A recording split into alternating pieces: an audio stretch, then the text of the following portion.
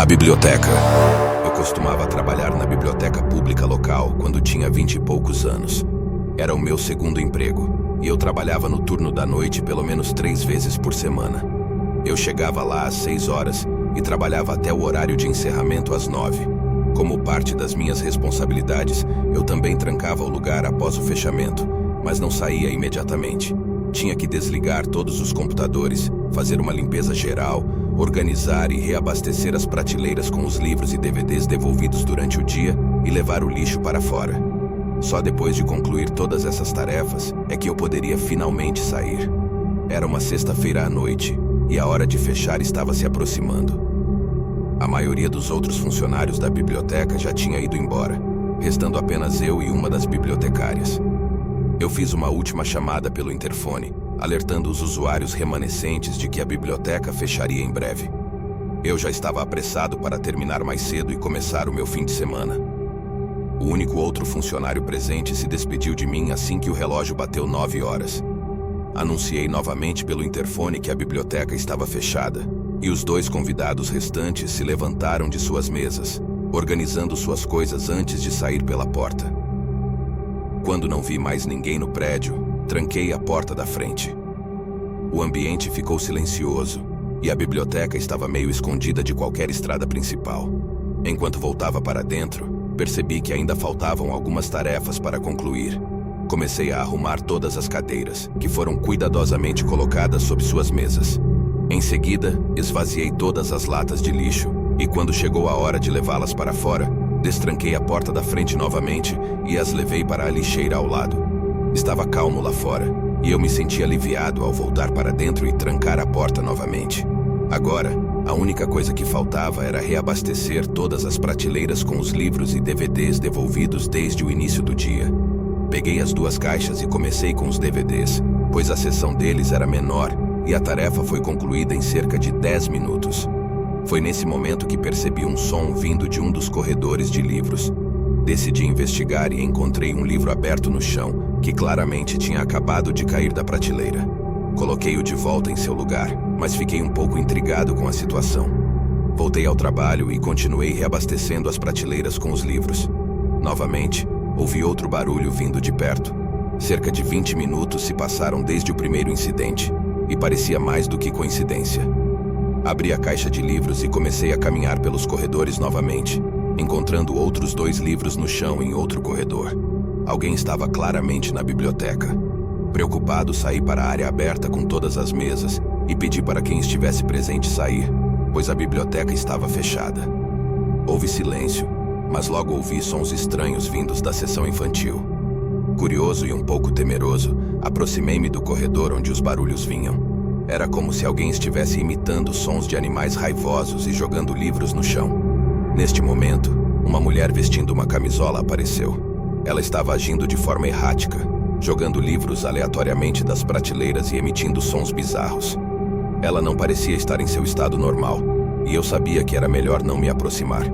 Rapidamente, corri para o escritório, onde tínhamos o telefone fixo. Tranquei a porta do escritório e fechei as persianas da janela. Liguei para a polícia e relatei que havia uma mulher doente na biblioteca, sugerindo que enviassem uma ambulância. A operadora me perguntou se eu tinha abordado a mulher, e eu respondi que não, pois ela parecia perigosa. A operadora instruiu-me a manter a persiana aberta e observá-la enquanto esperávamos pela ajuda. Enquanto isso, a mulher estava do lado de fora do escritório, olhando para dentro. Seus olhos estavam dilatados, dando-lhe uma aparência quase demoníaca. Ela começou a bater no vidro, gritando coisas sem sentido. Tentou abrir a porta, mas felizmente estava trancada. Ela finalmente se sentou em uma cadeira em frente ao escritório. Logo, 2 carros de polícia e uma ambulância chegaram à biblioteca. A mulher foi algemada, pois tentou lutar contra os policiais, e não fazia sentido o que ela dizia. Colocaram-na na parte de trás da ambulância e foram embora. Eu nunca soube ao certo o que havia de errado com ela.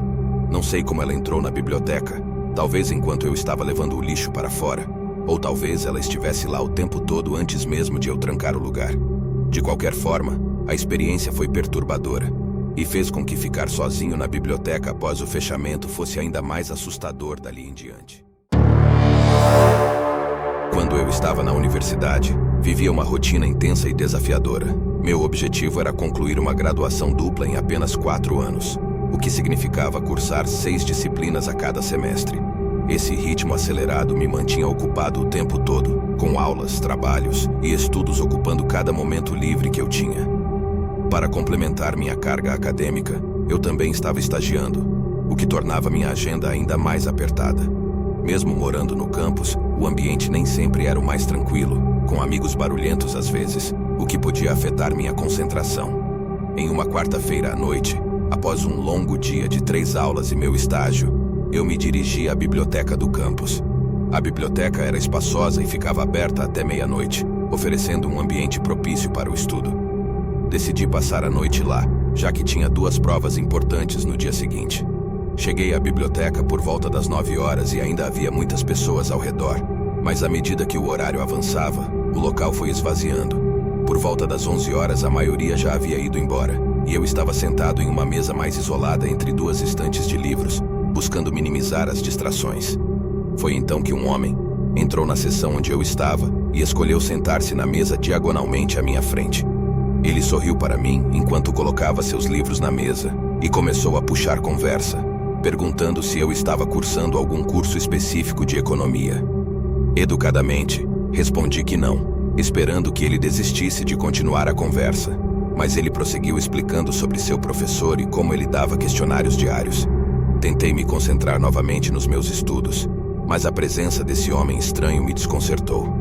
Ele continuou a me observar, sorrindo, o que me deixou desconfortável. Ele então perguntou meu nome e, nervoso, inventei um nome fictício, Chelsea. Ele comentou sobre meus olhos azuis e minha inquietação aumentou. Perguntei o nome do professor de economia dele, e ele respondeu apenas com o sobrenome Davis. Desconfiado, fiz uma rápida busca no site da universidade para encontrar algum professor de sobrenome Davis que ministrasse aulas de economia, mas não havia nenhum. Decidi então me levantar e buscar ajuda com o segurança da biblioteca. Ao comunicar o segurança sobre a situação, ele prontamente o acompanhou até a saída, onde o homem deu desculpas confusas sobre sua carteira de estudante. Mas minha mente estava abalada pelo encontro perturbador. Quando finalmente decidi encerrar minha noite de estudos, por volta das meia-noite, saí da biblioteca e comecei a caminhar pelo campus deserto. A certa altura, percebi um som alto de passos atrás de mim. Virei-me, mas não vi ninguém. A sensação de que alguém me seguia me fez começar a correr, mas logo fui alcançado pelo mesmo homem da biblioteca. Ele me derrubou e colocou a mão em minha boca, ameaçando me matar caso eu gritasse. Desesperado, tentei lutar, mas ele me arrastou pelo pescoço em direção a uma área isolada da floresta próxima.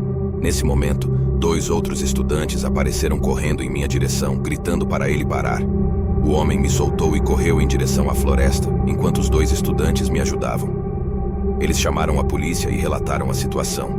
A descrição do homem foi fornecida às autoridades, e as câmeras da biblioteca foram usadas para obter uma imagem nítida do suspeito.